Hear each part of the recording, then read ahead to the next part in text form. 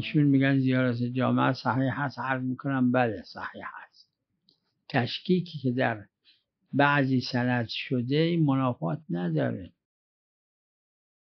زیارت جامعه اگه هیچ وجه صحتی نداشته باشه مقبوله است.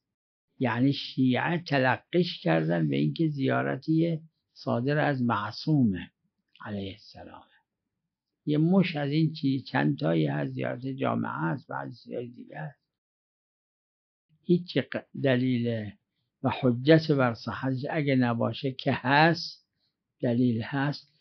تو ذهنم بعضی فقها هست این کتاب برای تصحیح سندی زیارت جامعه نوشتن، حالا یادم نیست، سابقا من دیدم.